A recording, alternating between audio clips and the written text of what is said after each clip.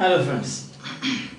So according to Aristotle's theory of causes, for anything there should have four causes. One is the material cause, the second one is the efficient cause, the third is the formal cause, and the fourth is the final cause.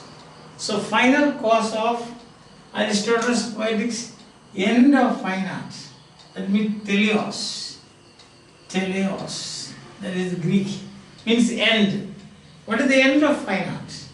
There should be formal cause, efficient cause, then there should be for material cause, and there should also be an end. What is the purpose of this? So what is the end of fine art? According to the Greeks, the end of fine art is moral teaching, actually. Because the Greeks were very much obsessed with the moral office of the poet. Homer they considered as a great poet. But Aristotle was the first person, the first philosopher to separate aesthetics from teaching, or aesthetics from instruction, or aesthetics from morality. So that is his first. He has got many firsts. This is one more first in his theory of fine arts, or in his general outlook, or in his general philosophical system. Understand? Then what is it all about the art? The end of fine art, according to Aristotle, is emotional delight. Emotional delight, not intellectual delight. Intellectual delight, if you want, you can have philosophy, but this is emotional delight. Or we can say also emotional delight or rational enjoyment. Rational enjoyment. Rational enjoyment.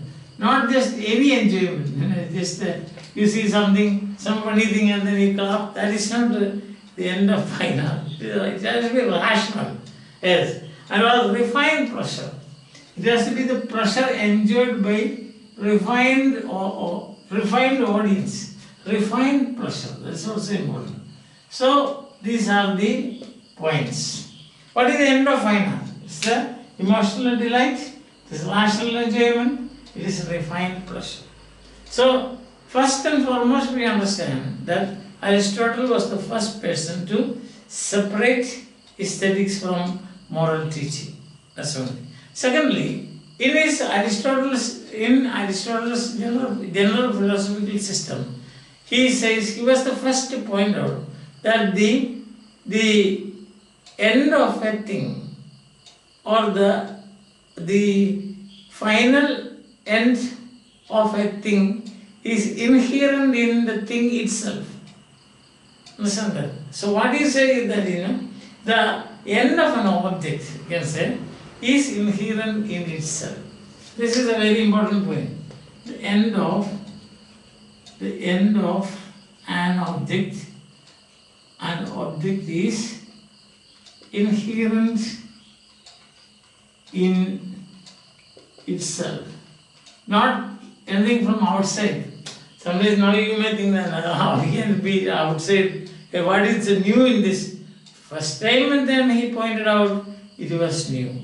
So two firsts as far as this topic is concerned. First one is that he separated aesthetics from moral teaching. Secondly, said the end of an object is inherent in itself. And what is the end of the object here? Art is concerned. It is emotional pleasure, it is emotional delight, it is refined pleasure, and it is also, as we have already seen, a rational enjoyment. That is the end. So in other words, what we see, what we must understand is that art appeals not to intellect, but to emotions. Art appeals not to reason, but to feelings. That's the thing. Very important, these things. Now for us, it is quite okay, because we know, we are familiar with these things. So 2 points. Art appeals to intellect, not to... art appeals to emotions, not to intellect. Art appeals to feelings, not to reason. Understand that? So, the feeling of pleasure or the feeling of enjoyment that you have got. Now the feeling of, you find the difference between, yes, you can say the pleasure of the pleasure. The ideal spectator or the ideal listener should feel pleasure when he sees or when he listens to a product of fine art. Now another distinction that he made is that he made a distinction between fine arts and useful arts. So this is the third law. First, you remember? First distinction is that the artist is not a teacher. Understand? Second, the end of an object is inherent in itself. And third, just now we have said, what is the third point that we said? That is art. There are useful arts and fine arts. And the discoverers of fine arts are wiser than the discoverers of useful arts. Just the opposite of what Plato said. Plato said, fine arts, this gives only pleasure, no use. But he says, Aristotle, his disciple says, the discoverers of fine arts are far better than the discoverers of useful arts. Why? The reason is simple. That is, fine arts give you a kind of well-being. So when you see, when you interact with the fine arts, it can be listening, it can be seeing, it can be visualizing, or any of this. What happens is you have got a well-being. See that? A good repose. A repose and an enjoyment you experience. That's why Aristotle says that discoverers of fine arts are far better than discoverers of useful arts. Understand? Now think of other sources of pleasure. For example, you get pleasure out of cooking. When you cook some food, you eat, you pleasure. But that is, cooking is not, pleasure is not the end of or the essence of cooking. It's only a side effect. Or you can see the recreation. Recreation is not that the pleasure is not the end of recreation. Recreation gives you some rest to start your work again. A second wing of your work you can start after doing after entering into a recreation. Then music, he says, it's good. For children it's good. And also it's also good for audience. Very good. And then we can also comedy. It's a sporting activity. So whatever you say, what you find is that the essence of art is pleasure. For the other things, it is not the essence. So you can say, some people enjoy going for a walk, but that is the pleasure is not the end of it. That's the thing. It is not the teleos of it. That's the difference between pleasure, the end of fine art. Understand? So these are two or three points that you should remember. Another very important point to note is that that is a matured mind. A matured mind should be trained to feel pleasure or pain at the right objects. That's also important. But suppose you see an accident, you cannot feel pleasure. Then you call it a sadism. That is sadism.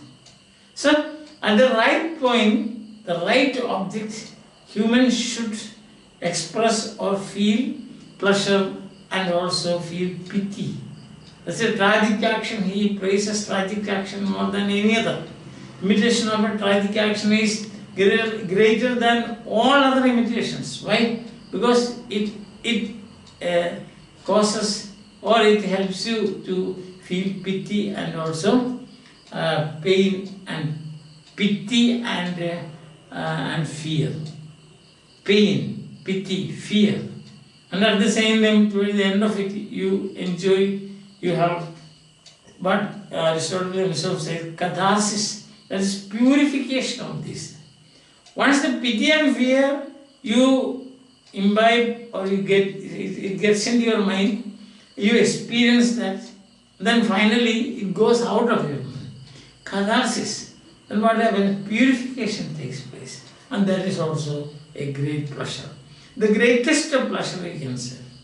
Another aspect of this pleasure, emotional pleasure or delight, is that it is not the creator's pleasure, but it is the spectator's pleasure.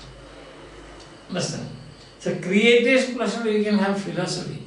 Philosophers' speculative pleasure they have. Imaginative pleasure, it is for the spectator to feel. But at the same time, don't think that it is going to be very capricious or as it happens. No. There should be some basis for it. When you say that a refined pleasure of an audience, that means the audience should be mature, the audience should be educated, and the audience should have that the ability to enjoy a work of art. Not anyone or anybody, not as we say, any Dick and Harry, no. It is a spectator's pleasure is important here, spectator's emotional delight is important here, spectator's refined pleasure is important here. That means the spectator should be such, not that any chance pleasure enjoyed by a chance audience. No, that has to be educated, means mature, and they should have the ability to feel pleasure and pain to the right objects. Only then we can say the spectators. Otherwise what will happen? What will happen? There will be no end to this. Some people will say it is good, some people will say it's bad, like that. There will be no final agreement on that. There has to be some objective thing now. That objective pleasure you will not have. Then what happens is there will be only subjective pleasure, and that depends on the vagaries or the variables of the feelings of the person who enjoys or the person who comes into contact with a work of art. So these are main points to note about the end of fine art. The end of fine art is pleasure. Fine art appeals not to intellect but to emotions. Fine art appeals not to your reason but to your feelings. Fine art is not useful art. Fine art is for aesthetic pleasure. And aesthetic pleasure is separated from moral teaching. And according to Aristotle, every object has its own end in itself. And the end of fine art is, it's not just dance like recreation. It's not like cooking or playing football or any sort of sporting activity. No. So in sporting activity, the end is not pleasure. But in fine arts, the end is pleasure. And the pleasure is refined pleasure. And again, it's not the creator's pleasure, but the spectator's pleasure. Not the productive, but the spectator, the receptive. The pleasure is to be felt not at the productive level. If it is productive level, then it is philosophy. For art, it is not productive level. It is a receptive level. And in receptive level, you must also understand, once again I am pointing out, that the audience should be matured, educated, they should feel the right pain and the right pleasure at the right objects. Not that you see anything and then say like that. So this is very important to note that the difference between Plato said the fine arts is just a pleasure. He looked down upon that. Plato. But on the other hand, his disciple Aristotle said, those who have invented or discovered, those who have created fine arts, they are far wiser than those people who have invented useful arts. How diametrically opposite is the opinion of the guru and the student, the teacher and the student, you can say. Now again you can see when it comes to romance, Horace, for example, he said, utile dulce. Utility, he stresses utility. Again there the moral instruction is implied there. Understand? And when you come to Longinus doesn't speak much about this. When you come to Sydney, in Apology for Poetry, Sydney says that it is delightful teaching. So he is in line with Horace, the Roman thinking. Understand? So delightful. Dryden said, you instruct with delight, dramatic poesy. Instruct with delight. So, and Wordsworth, in his Preface to Lyrical Ballads, again there is an aspect of teaching there. He's a moral philosopher. Moral philosopher. But Aristotle says nothing of this sort. End of fine art is emotional delight. Emotional delight felt by the spectator and the emotional delight that is inherent in the work of art. It is not accidental. It is essential. So that's a very important point. So the emotional delight provided by the work of art is essential to it. That is the difference between pleasure given to you by other activities and pleasure or emotional pleasure that you enjoy from a work of art. It is inherent in itself. I think it is clear to you what is the end of fine art. I just put it like this, even if you don't want to get into such discussions and so on, still you can say, what is the end of fine art? In one sentence you can say, the end of fine art is emotional delight, which is inherent in the work itself and enjoyed by the spectator. Okay, is that clear? Fine.